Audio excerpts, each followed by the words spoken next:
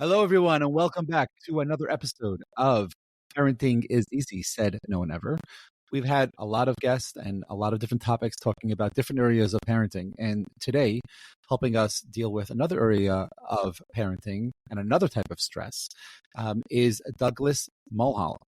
Hopefully, I'm saying that name correctly. You are, indeed. Okay.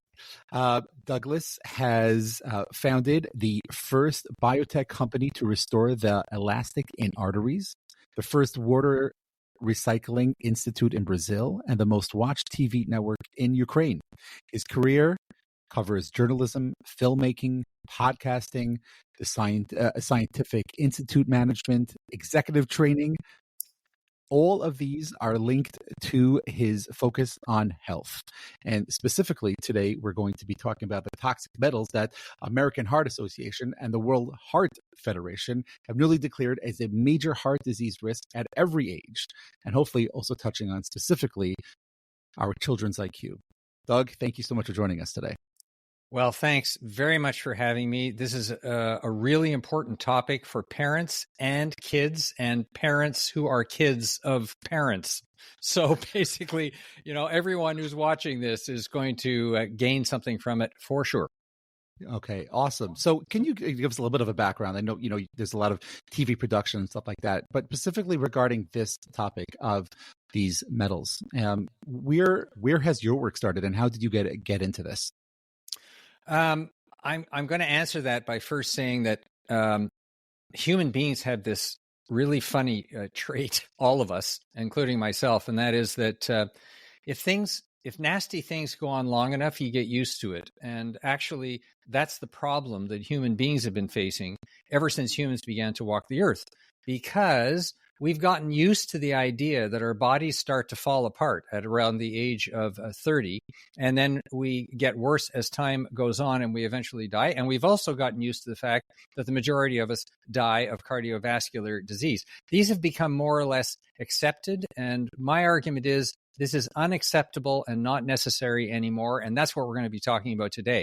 Now, I am specialized in the area of working with designers to keep toxic metals away from people by redesigning the way we make things, including consumer products and the buildings where people spend 85% of their time.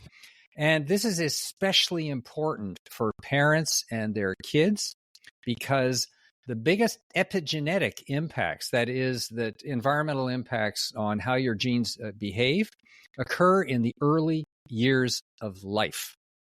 And we learned this through the work at our institute, where our scientists actually specialize in these toxic metals. So we have one of the first and most recognized certifications for healthy products and buildings by the United States Environmental Protection Agency. So the US EPA has recognized the certification. We developed it actually in the 1990s. And today it is used worldwide. So I would say that, we are some of the leaders in this field. And so I came at this actually from a different direction than the medical side. I came at it from the direction of healthy products. And through that, I actually began to realize that a lot of the toxic impacts of these metals, and I'm just going to take a second to explain what we're talking about when I say heavy metals. So toxic metals, a lot of them are called heavy metals for the simple reason that they're 5 times heavier, more dense than water. That's the scientific definition, and you don't have to worry about it. What you have to worry about is what they are, and that is things like lead, cadmium, and arsenic, all of which are endemic in our environment, and as you just mentioned at the top of the show, have been identified by the American Heart Association as being major new causes of heart disease at low levels of exposure that everyone on the planet is exposed to. And this goes a long way to explaining why, ever since humans started to walk the earth, we have been falling apart, because our bodies have been actually accumulating these metals. And in the past few hundred years of the Industrial Revolution, it's gotten worse because we've gotten a lot better at using these metals in our products. So this came home to me personally because my father died of heart disease, and heart disease doesn't run in our family. It kind of gallops. So I realized that I was a candidate for this, and I really started exploring what were some of the core causes of heart disease. And I began to understand that when a lot of people get heart attacks, they don't meet the normal risk factors. They don't drink, they don't smoke, they exercise, they're not overweight, and they still get heart attacks. And what was causing that? Well, the American Heart Association has just answered that question. And this starts at birth, which is why it's so important for parents and their kids. So that's a little introduction to how I personally and professionally became involved in this area. And I think that those two combination of that personal experience and the professional background has given me a somewhat unique perspective. And that's why I wrote the book, because I couldn't find any other book that actually covered this territory. And that book is titled again? Discovering the Nature of Longevity, Restoring the Heart and Body by Targeting Hidden Stress. And these metals are part, but not all, of that hidden stress that we don't smell, we can't feel, and we don't notice until it starts to make us sick. And that's why I call it hidden stress. Got it. Okay. So, and obviously to everyone listening, if you're interested in purchasing the book, we will have a link in the description to the podcast. But there are a few things over there, Doug, that I really want to unpack. First of all, just hearing the personal connection that you have to this topic, obviously, I think has motivated you and really given you that energy to do this work that you've been doing over the past couple of decades. And specifically regarding children aspect of things, when we talk about it starting in infancy, I'm curious if you could talk a little bit about what parents can do when moms are pregnant and they are taking in nutrition. They might be taking some multivitamins. What should they be looking out for, and what should they be staying away from? Right. Well, there is some good news here, and that is that your kids, the infant and in the womb, the body in the womb, has actually a self-defense mechanism against these heavy metals, which is good news, right? And that is that their liver actually doesn't work until well after they're born. And the result of that is that any contamination, like with these toxic metals, that is passed through the placenta to the child in the womb, and then in their very early months when they're breastfeeding, goes straight out the other end. So that this is really interesting that the human body has sort of evolved this defense mechanism in very early life.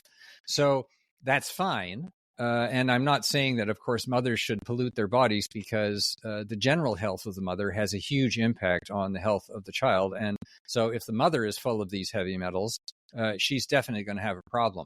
And there are lots of ways that mothers can protect themselves from these metals. The first one, just right off the bat, is to improve the air quality in their home and where they work and in their car. And there's a really easy way to do that, and that is to switch out the filters in your air conditioning systems and your furnaces to get a higher quality filter that filters out more of these particulates.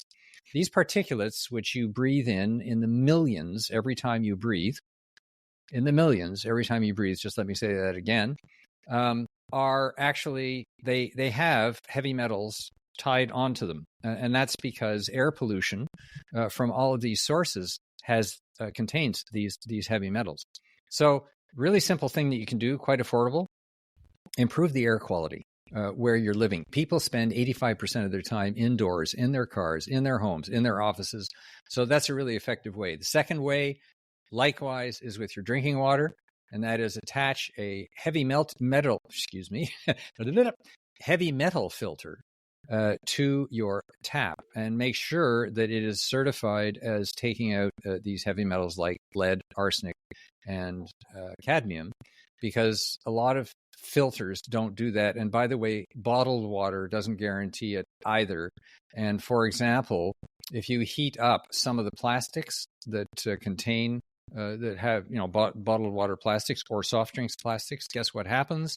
Especially with soft drinks, they leach the heavy metals, which are used as preservatives and antioxidants in the plastic, and it leaches into the water and the soft drinks. So that's not great. So drinking water out of plastic bottles isn't going to help you very much either. The best way is to really put this filter on your tap. So those are two really easy things that you can do. It's a tremendous investment in the mother's health and the child's health.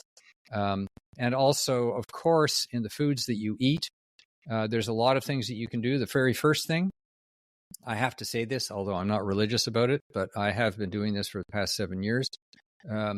Go organic and plant-based for the simple reason that most animals are not raised under organic conditions, and even if they are, they're still exposed to a lot of heavy metals and in their feed and just under the conditions in which they're kept. And the real problem with that is that they serve to bioaccumulate the heavy metals before they ever get to you. So when you're eating the meat from these animals, it doesn't matter if it's a chicken or a cow, they have already bioaccumulated these metals, and so they got a head start on you, and that gives your body a head start on accumulating these. So not really a great idea. And fish is pretty similar with things like mercury. Now, I'm like I say, I'm not religious about it. I eat fish, a couple of times a month, but that's one way to reduce your exposure for sure. And there's tons and tons of books out there about the advantages of a plant-based diet that I'm not going to recite here. I'm sure a lot of mothers know about this already.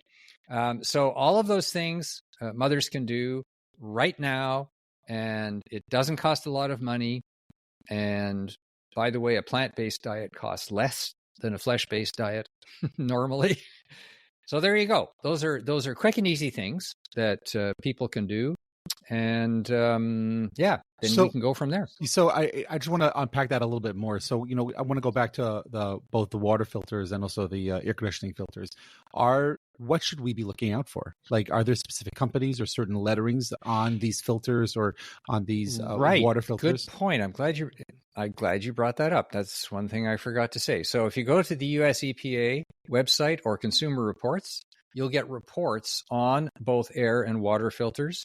And so they will rank them. It's a really easy thing to do. So by the way, the certification that's done by our institute is called the Cradle to Cradle certification. And it's an independent certification. We don't certify ourselves. It's done by an independent nonprofit institute, actually based in San Francisco, called the Cradle to Cradle Products and Innovation Institute. So look at the US EPA websites, look at the certifications. There's a lot of greenwashing out there, so you've got to be really careful about the certifications that you look at. So those are easy ways to find that out. And before I forget, and I'm so glad that you reminded me, just talking about toxins in food, the state of California has just passed a new legislation requiring baby food companies to declare the amount of heavy metals that are in baby food. And you got to ask yourself, why would they do that? You mean there's heavy metals in baby food? Oh, yeah, big time. So for the past 5 years, congressional committees and Consumer Reports have each independently verified that popular baby foods are contaminated with unacceptably high levels of these heavy metals, if you can believe it. And they've done 2 sets of tests, one 5 years ago and one this year, and they found pretty similar results, minor improvements, but also getting worse in some other categories. So what should parents be looking out for, and how can they? Parents should be looking for brands of baby foods that certify that they have extremely low or no levels of heavy metals. And you can find those by looking at heavy metals free baby foods. You just Google it, and some of these brands will come up. So this is really, really important, because obviously you don't want those heavy metals starting to accumulate in your children. As someone once said, unless you live on an island in the sky, there's no way to fully protect yourself and your kids from these metals. But there are lots of ways to really limit those metals getting into you. And as we'll talk about a little later in the show, there are methods to get them out of you once they do get into you. Okay, so before California is the first state in the United States to do this, and that information is going to become public as of January 1st, 2025. And in 2024, they're going to have to declare it to the health authorities. So this is nothing but good news. It's amazing. And hopefully more states will follow suit. I just want to go back to one more thing over here regarding the filters before we go back to what you were talking about regarding food. Sure. So let's say someone's listening to this podcast right now and they're headed to Lowe's or Home Depot and they're going to buy filters. So and they're not going to go check consumer reports. I'm curious if there's certain lettering or certain ratings they should be looking for in filters or in their water purifiers that people should be looking for when they're going to be buying this stuff. Well, first of all, for air quality, ask your local air conditioner service company. So just ask them, say, what is the best filter that I can get for that unit that is going to keep these small particles out of them, in plain language, please. The second thing is, if you go to Home Depot, for example, ask the salesperson, and this will also test their knowledge, if they have any HEPA filters, HEPA. So that's just a very high level filter that, for example, hospitals use to keep a lot of the pathogens out, and they also keep a lot of these particles contain both pathogens and heavy metals. And when I say pathogens, I mean things like harmful bacteria, harmful viruses, etc. So that's a really good thing to do. And before I forget, there are some other things that you can do, really simple things like take off your shoes when you come into the house because you're tracking in all of this dust. And in schools, this is a real problem. That's why so many kids get asthma attacks when everybody comes into and leaves the classroom. There have been studies done on this because they're stirring up all the dust on the floors. And so if you take off your shoes when you're coming into the house, you're going to eliminate a big source of this dust. Also, with all the wildfires going on, amazingly enough, I don't know why, but some of the websites have advised that when you get back to your home after a wildfire, open up the windows to air out the house. A bigger mistake could not be made because these wildfires burn up homes, cars, all kinds of structures, and there is a lot of ash around that contains very high levels of these heavy metals. You don't want your kids breathing that ash in. And so if you have a wind blowing and you're airing out your house, guess what's happening? That ash is coming into the house. So don't do that. The first thing you should do is change out all of the filters in your house and then turn on your system and clean the house from the inside instead of trying to clean it from the outside. And today, I just mentioned that because there's so many areas that have been exposed to wildfires where people just, simply aren't used to it. Wow. Okay. So there's so much more there I would love to get into, but I think it's important to get to what the effects this actually has on the body and also what we can do. But before we get to those things, I just want to go in a little bit deeper in shopping for food. And we talk about shopping organic. Can you talk a little bit more about that? What parents can do, what they should be looking out for, and what should they be putting on their list as their staples when it comes to what they're shopping for their home? Sure. So just to reiterate, if you start with the plant-based diet, you're going to be way ahead. And I want to emphasize, I've been on a plant-based diet for, like I said, for 7 years. The stuff that's available on the market today is so much better than it was 5 years ago. So if people say, oh, it's so bland and I miss my dairy products and stuff like this, look again, because there's so many dairy substitutes out there now. They're really great and they taste great. And so anyone who tried this a couple of years ago or hears the rumors that, it's simply not true. I don't miss meat at all. I have to tell you that. So that's the first thing. The second thing is natural doesn't mean anything. Just to be clear, okay? You need to look at the certifications for organic food and make sure that you have a very, very high level of certification. Fair trade also does not mean that you have an organic product that has low levels of these toxins. So all of these words that are getting thrown around, you've got to be really careful about it. And the best way to do that is to look at the organic certifications and to make sure that the organic certifications are recognized by Consumer Reports and the Environmental Protection Agency as being very high quality certifications, because there is so much greenwashing out there, especially around the term natural foods. Just throw natural, out the window, because it doesn't really mean anything in today's marketplace. In fact, it's gotten so bad that the European Union has just introduced legislation to punish companies that are greenwashing these terms like natural. And so that's going to change things. But there's nothing like that happening in the U.S. right now, except, of course, with what the state of California has done with these baby foods.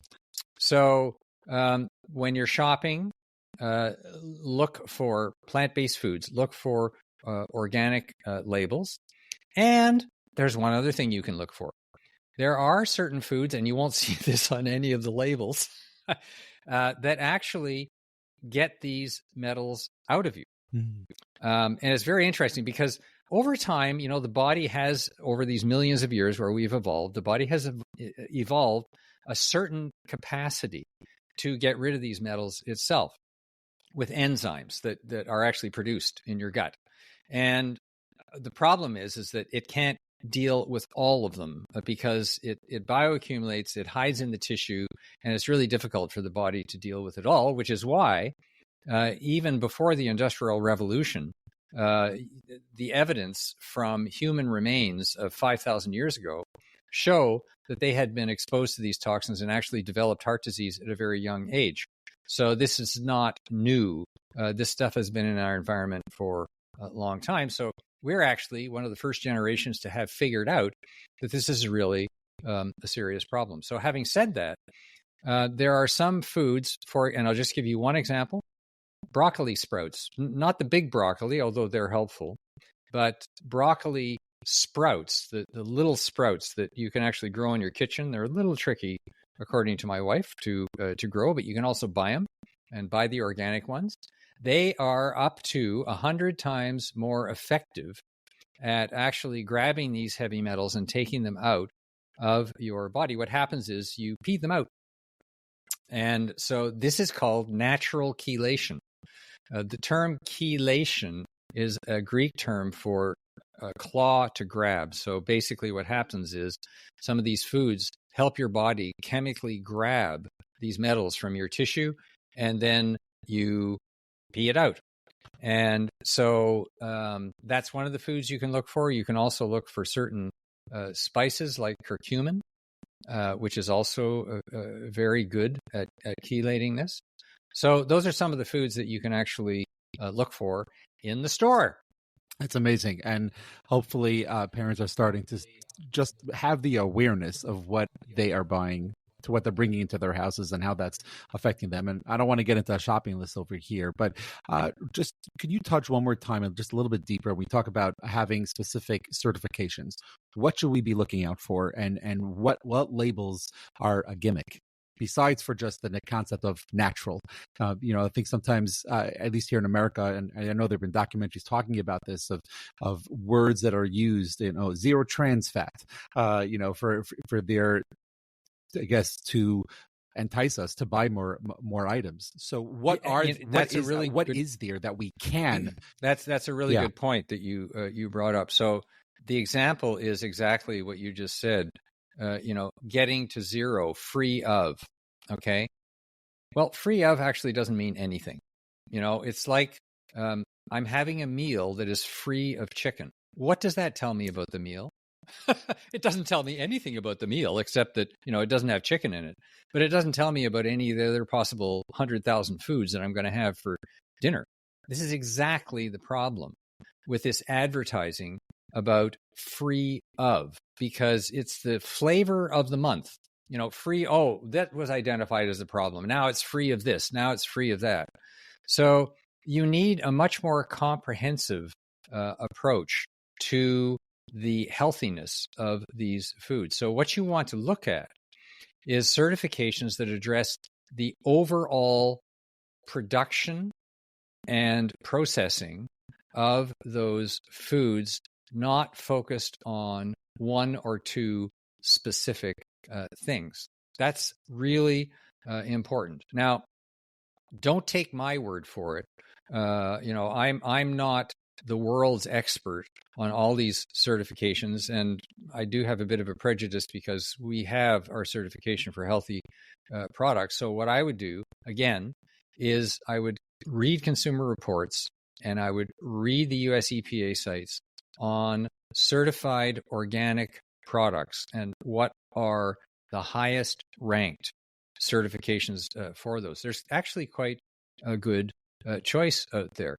The other thing that I would just recommend, and I know that this is a problem for moms who don't have a lot of time, but a lot of studies have also shown that making stuff from scratch, eating fewer processed foods, is not that much more time consuming than buying these highly processed foods. The more highly processed the food is, usually the less nutritious it's going to be, and the higher is the likelihood that more contaminants are going to get into it. Yeah, and I think it's important for people to realize there's a difference between nutritious and tasty, and a lot of items are tasty, but they are not necessarily nutritious. So to be mindful. No, it's the other way around. Actually, our food has all the food that's bad for us has been developed to be tasty. Right. Yeah, and 100%. And I'm drawing a blank right now to the one or two documentaries that I've seen talking about this concept, and maybe very like sugar and salt. Yes. I mean, sugar and salt they're in all of our foods. Cornstarch. So there's certain basics that have been out there. You don't need to read very far to understand that tasty can mean the opposite of nutritious pretty fast. Yeah. And often does. So I want to move into the direction here of talking more about the consequences and even the effects on early child development when we talk about these toxics in the body. So what are some of the toxic metals that can and have a everlasting, or hopefully not everlasting, physical and even cognitive development issues within our children? Sure. And let's talk about the difference between useful trace metals and toxic metals. So there are some useful trace metals that a lot of mothers have heard about, and they take supplements for them. For example, zinc, copper, so there are these trace metals, but you need to understand one very important thing. Very, very small traces, like parts per billion that we're talking about, that cells actually need to do their function. And if you get too many of them, you're going to have a toxicity issue. And we're not talking about those metals anyways. What we're talking about is heavy metals that have no business in your body and no function for cells except to injure them and destroy them. So the top three, and the reason I keep focusing on the top three is because the science in cardiovascular disease, in cancer, and in neurology has focused on lead, cadmium, and arsenic. And these are the metals that have been identified in the American Heart Association special statement as being heart disease risks at very low levels. And, the reason I know so much about this is because the chairman of cardiology at Columbia University, Dr. Gervasio Lamas, actually wrote the foreword to my book, and he is the author of the American Heart Association statement.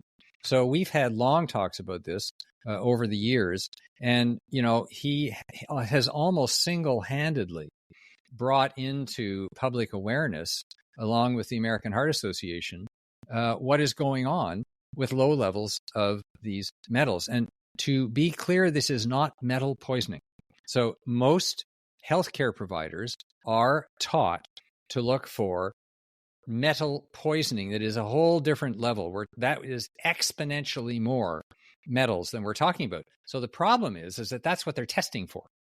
They're testing your blood if they suspect metal poisoning for the levels of lead and cadmium and arsenic in your blood. That is not where these low levels are. They're in your tissue, of course. That's where they lodge.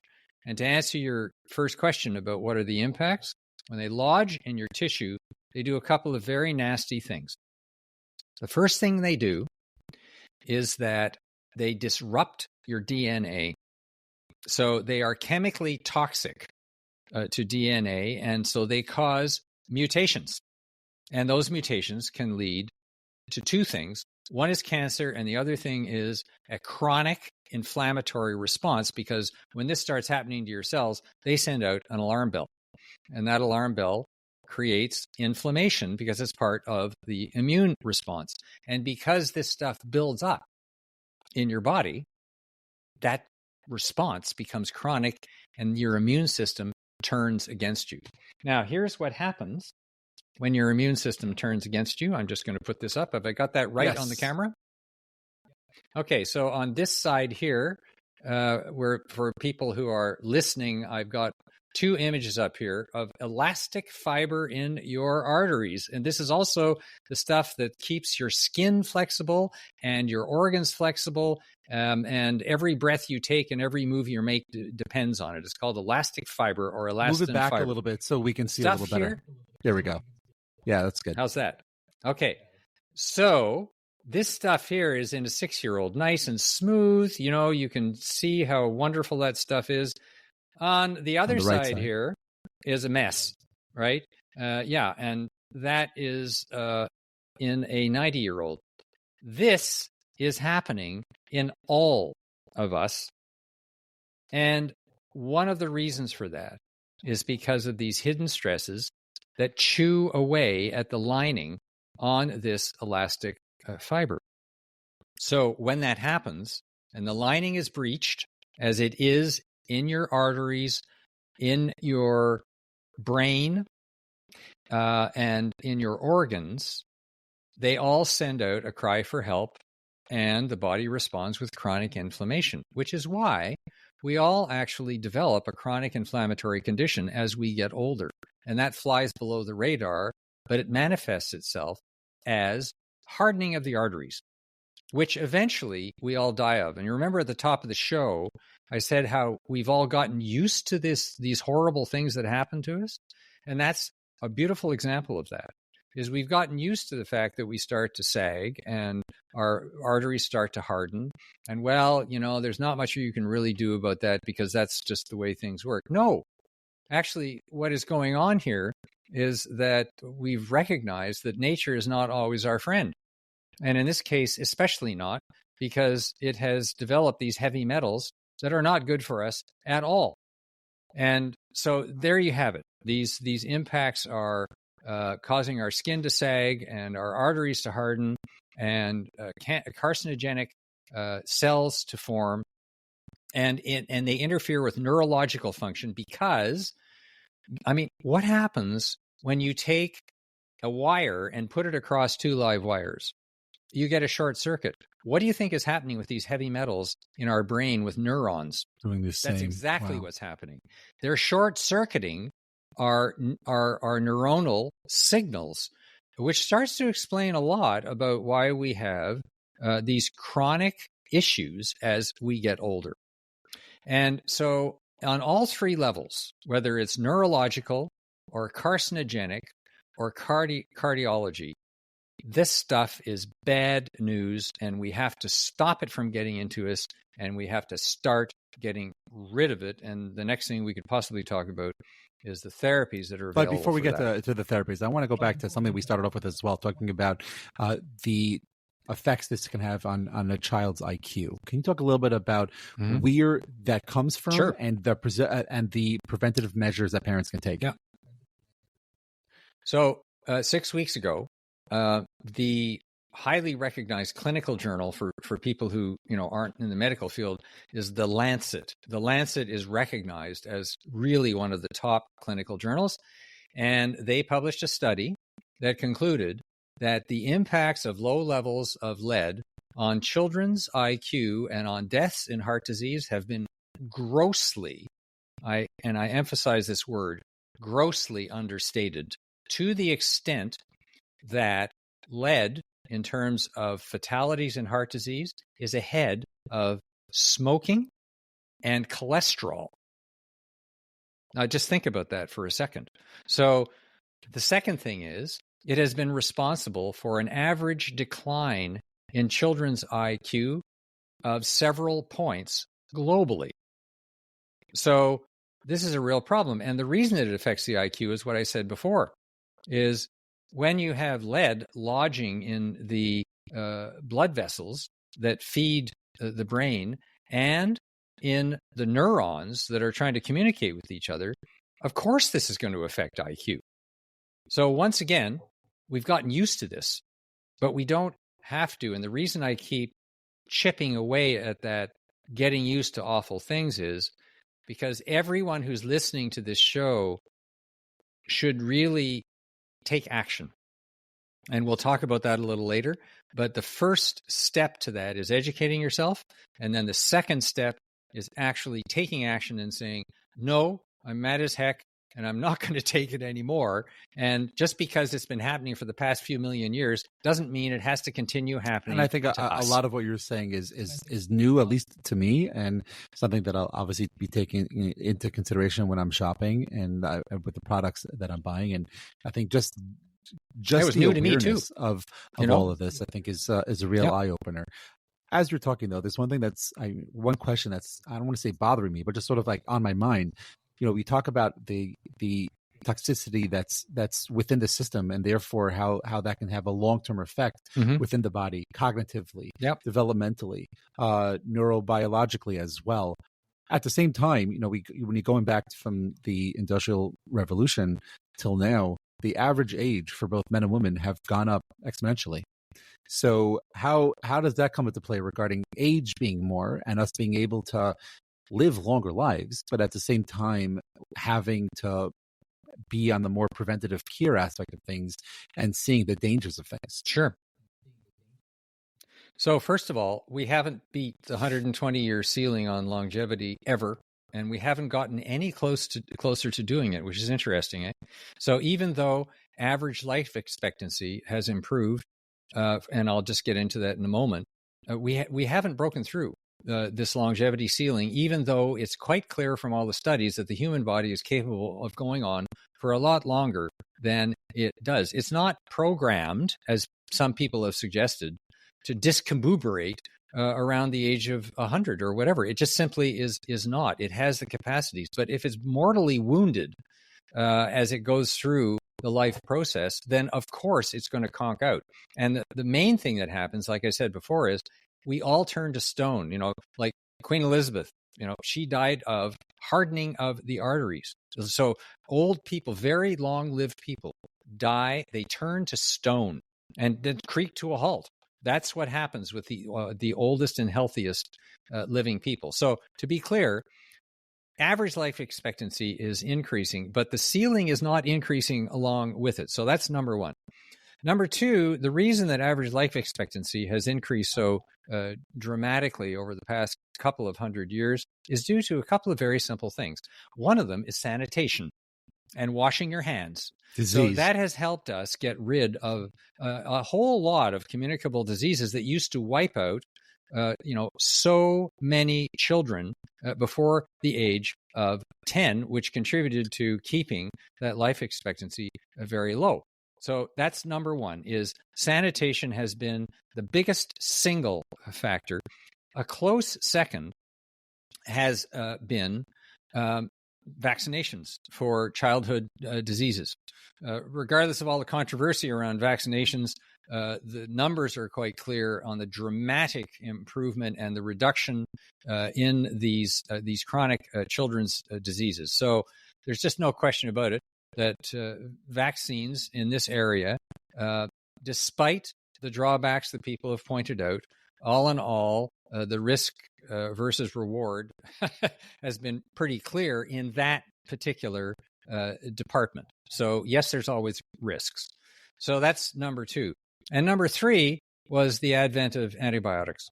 But that is now starting to backfire because, as everybody knows, the overuse of antibiotics has led to antibiotic strains, antibiotic-resistant strains that are now listed by the world's top 17 health ministers globally as the leading threat to human civilization. So that little number has come around to smack us. So, but those three things have really led to this longevity. Having said that, as we're living longer, then the heavy metals start to come into play because they bioaccumulate as you get older. So when you have done these three things with sanitation and vaccination and antibiotics that have gotten rid of a lot of these other things, the metals are still there. And so they come into play, and those are the things that have been contributing to limiting this. And we might be living older, but we're also living a lot sicker, and we're requiring a hugely expensive healthcare regime, which is collapsing under the weight of this. And the reason it's collapsing is because of these hidden stresses that are coming in to play. And we have asked our healthcare system over the past 75 years to keep us going. That's the thing. So that's what they did. They didn't cure much, but they sure kept us going. But now that keeping us going isn't working anymore as we're all, getting older. So that's a huge problem. And the system is collapsing. And, COVID exposed that quite clearly. Pardon the pun. So that's the problem. Our healthcare system is collapsing under the weight. Anyone who's tried to get into an emergency room or find a doctor and not pay through the nose for it absolutely knows this. So it is certainly a myth that simply because average life expectancy has increased that we have lifted the ceiling on longevity. We certainly have not, and we're living older and we're living sicker, and that cost of doing that is bankrupting healthcare. And in the United States now, we are seeing actually a reduction, not an increase, a reduction in average longevity. So the cycle is actually starting to reverse itself. So people who have the idea that this is continuing to go up and up, that's not happening in the US anymore. It's actually beginning to drop. So, a lot of this is due to this toxic buildup of these metals that has been below the radar. And I want to emphasize, most standard testing doesn't find it. You can do a blood test and it'll turn out as within acceptable ranges. When the light went on was actually in 2017 after a series of multi-million-dollar clinical trials sponsored by the National Institutes of Health. A clinical study was done on patients that were severely ill with heart disease known as peripheral artery disease, which involves the blockage of the arteries going to your limbs. And it results in having to replace the arteries at high cost and very painful, or cut the limb off. There's 200,000 amputations a year because of this. So patients who were facing this at Mount Sinai Medical Center in Miami were given this infusion, which is known as chelation therapy, which had been poo-pooed by the medical community forever and ever, but had then been proven safe in a $35 million clinical trial sponsored by the NIH. They decided to try it with these heart patients. Well, guess what happened? They didn't have amputations. They got better, and they were walking around on 2 feet 40 weeks later. 40 weeks later, they were walking around on pink feet. Their lesions had healed. Now, why is this important? Because as they got better, large amounts of lead, cadmium, chromium, and a soup of heavy metals came out of them. And as the amount declined because it was being washed out of their bodies, the patients got better. This was the burning bush. So then we had 100 years of studies showing that heavy metals trigger heart disease, trigger cancer. But on this side, we finally had clinical proof that these people got better when the metals were taken out of them. Now, that was in 2017. Have you heard of that? No. The reason that you haven't heard of it, according to the cardiologist who conducted the study, is because this therapy is inexpensive, doesn't make profit for big pharma. The healthcare community is not trained in how to recognize or treat it, according to the American Heart Association. So those three things together make a perfect storm of ignorance. And that is why most people have not heard of them. Now, if a drug company had those kinds of results with its patients, you would hear about it on the front page of every newspaper and every TV station around the world. You're not hearing it here because it's not profitable and the medical establishment is not trained for it. There are doctors who are trained, integrative cardiologists, and they know how to perform the tests that find this stuff. And that those tests are available in every state almost across the United States. So it is there. It's in plain sight. And that's why I wrote the book, was to make people aware of these choices. Are there specific questions that we could be asking our primary care doctor to get tested for either ourselves or for our children? And if not, are there places that we can go in our states around America, maybe around the world, that we can get testing like this done for ourselves? Right. So I'll explain how you can test for this stuff. It's actually the therapy, but it's the therapy done on the very short term. So what happens is, and I just want to explain a little bit about what chelation therapy is so people understand it.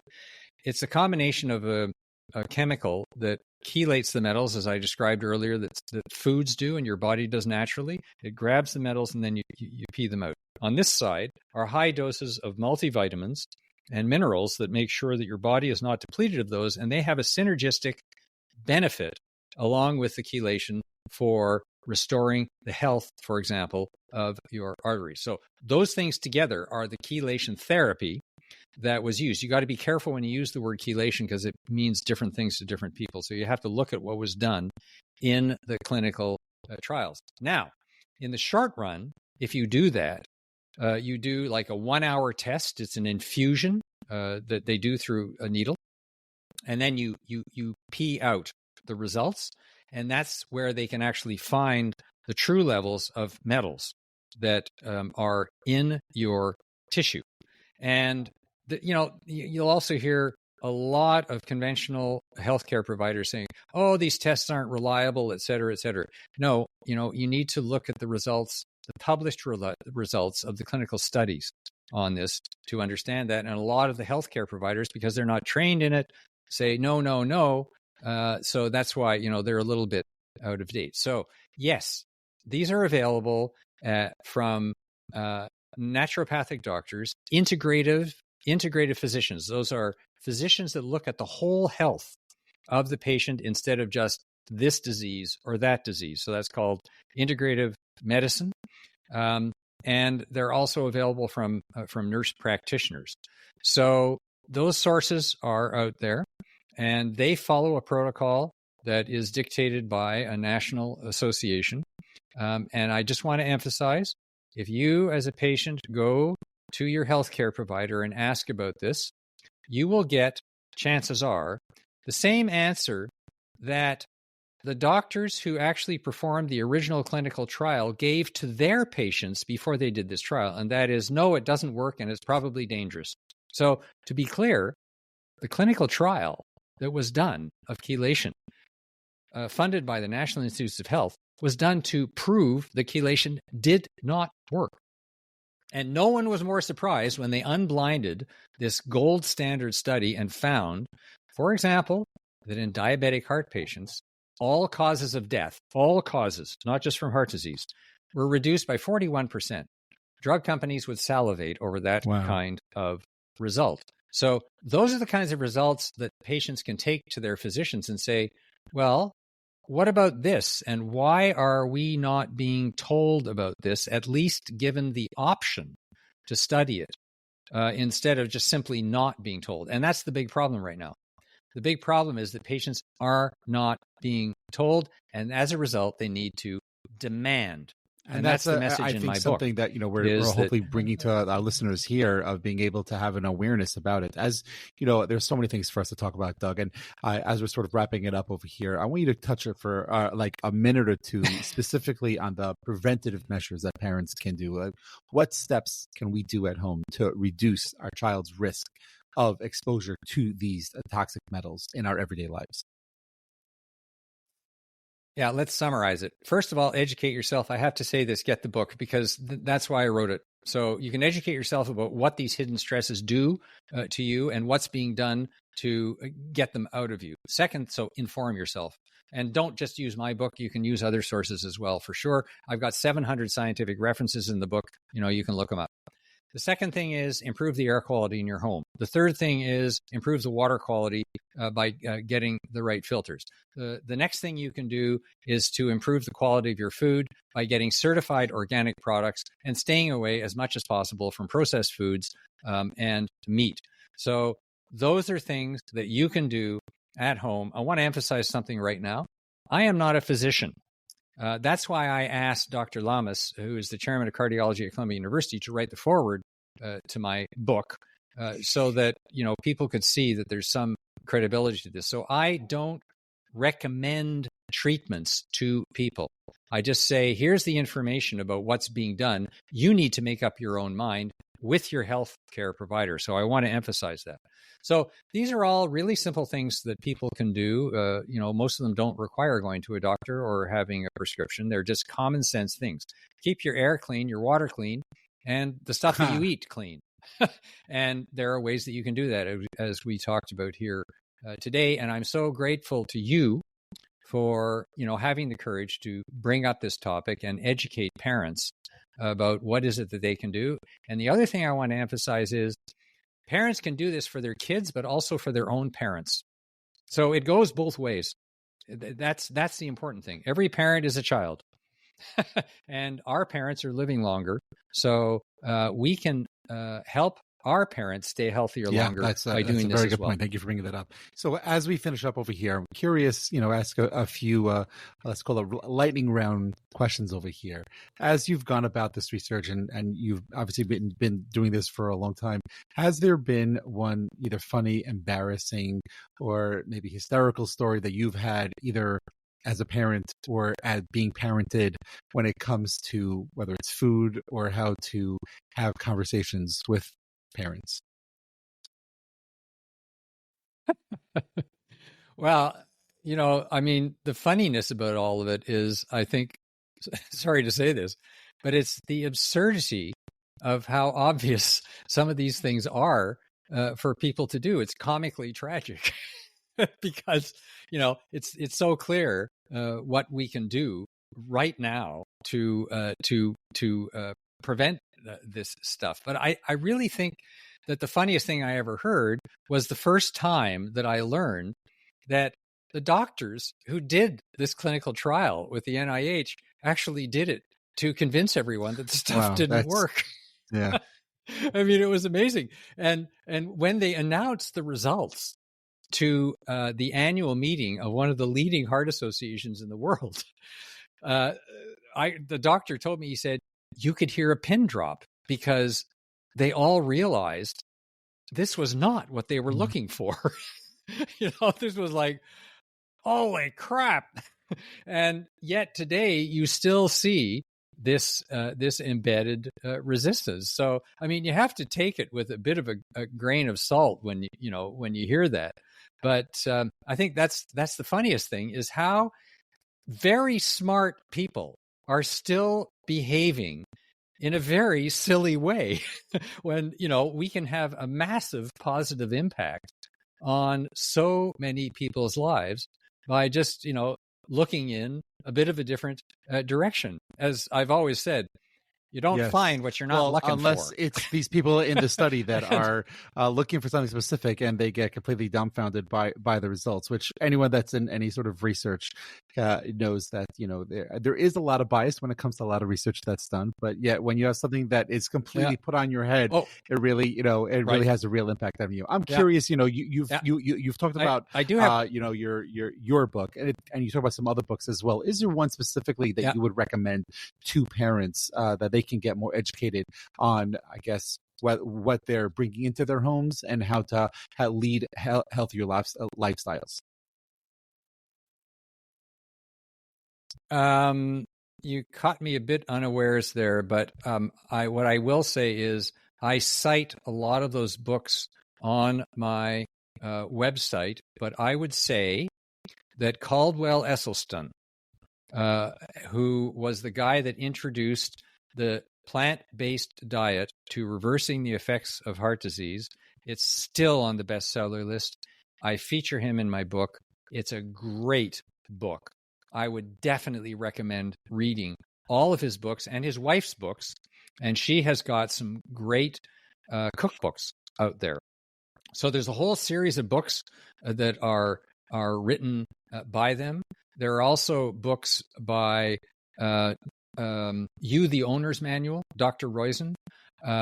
There's so many of these great books out there. Dr. Jim Roberts has written a wonderful series of books on heart disease and on the impacts of toxins. So those are some examples that you can go to. So Dr. Roizen, Dr. Roberts, and especially Dr. Esselstyn, I would highly recommend doing this stuff. And just to finish off with maybe the funniest story of all, the way that heart disease gets started was actually not discovered until very recently.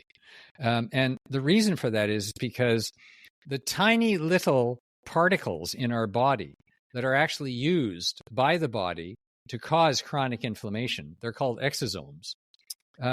They were always thought to actually contain cellular garbage from cells, and they were always thought to be used by cells simply to release things, into the body as soon as they got out of the cell.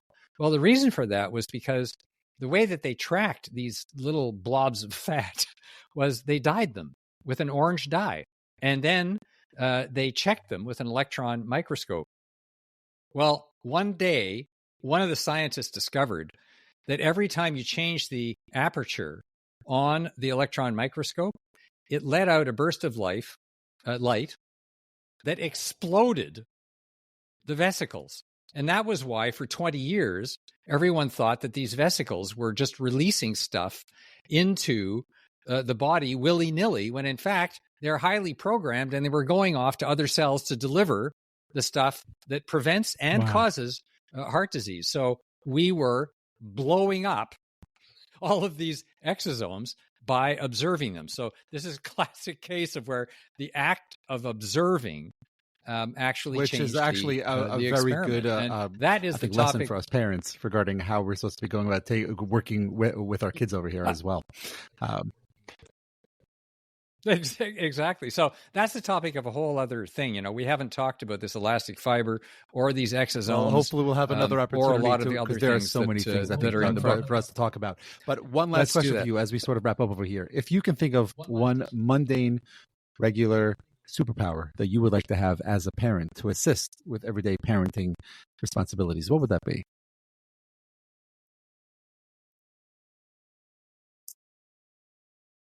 You think this is going to sound weird. Understanding how AI is going to impact our children. To me, that's the biggest single superpower that I would love to have, because the impacts of AI on our children, on our civilization, on medicine, and on healthcare, and on everything else we do is going so fast. I wrote about this in an earlier book 20 years ago called Our Molecular Future, and I predicted what's happening right now today. That is by far the most important superpower. Something that you would like to all have. Yeah. And if we don't get it... That's amazing. And that I would like to have, because it's going to have it itself. And so this is something that every parent... Well, really right now the question is about you. I want to hear from you, the superpower that you would like to have, because I think we're always interested. That's amazing. Okay, that's the one I'd like to have. That makes a lot of sense. The one to be able to use AI to forecast. That's perfect. What's coming down the pipe.